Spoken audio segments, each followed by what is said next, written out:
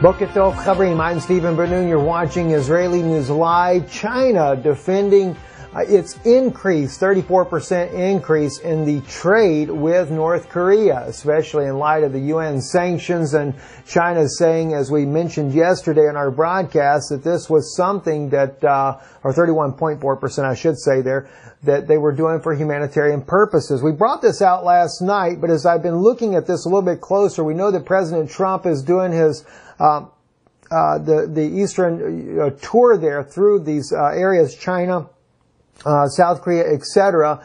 And he is going as well to try to change China's opinion about this issue.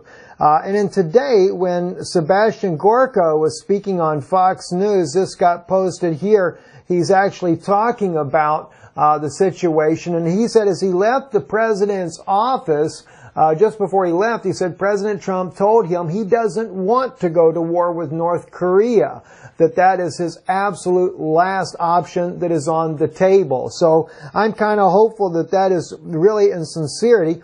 And I kind of believe that President Trump would not want to, but no doubt the deep state would rather go to war in order to make a little bit more money on its weapons and maybe show off a few new weapons that they have in stock, something they haven't been able to do as much since the Iraqi war. So we'll have to kind of see how that plays out and which direction that goes in there. Also, Reuters, of course, like I said, says here that President Trump is going there to try to persuade President Xi Jinping during his visit there to impose those stricter sanctions on North Korea. Now, North Korea is also claiming, though, that this there is a provision in the UN Charter, though, that when it comes to humanitarian purposes, that, you know, there is a right to be able to continue to bring foods in so it does not hurt the people. I think that is an honorable thing, but, you know, there is a lot, though, calling on in Washington that all aid be cut off completely. Basically, let everybody suffer so they turn on their own president.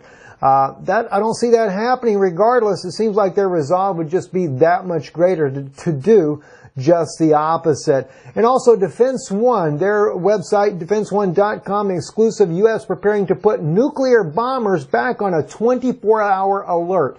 This is something that hasn't happened since the Cold War. And of course, they're doing so not just because of North Korea, but the fear of having to possibly go to war with North Korea, China, and even Russia.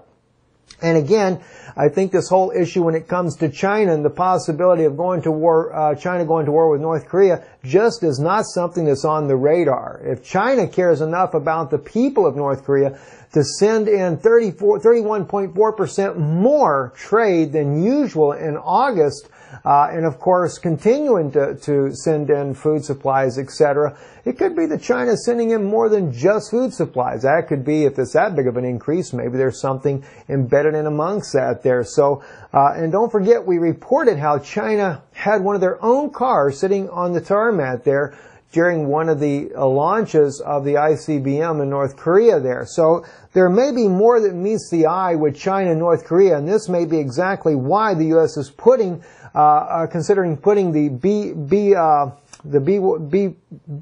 I'll get it right in a minute here, the B-52 bombers back on a to-fly posture not seen since the Cold War, as the article brings out. Barksdale Air Base in Louisiana, the U.S. Air Force is preparing to put nuclear-armed bombers back on a 24-hour ready alert, a status not seen since the Cold War ended in 1991. That means the long, dormant concrete pads at the ends of the base, 11,000-foot runways dubbed the Christmas tree for their angular markings, could once again find several B-52s parked on them laden with nuclear weapons and set to take off at a moment's notice there.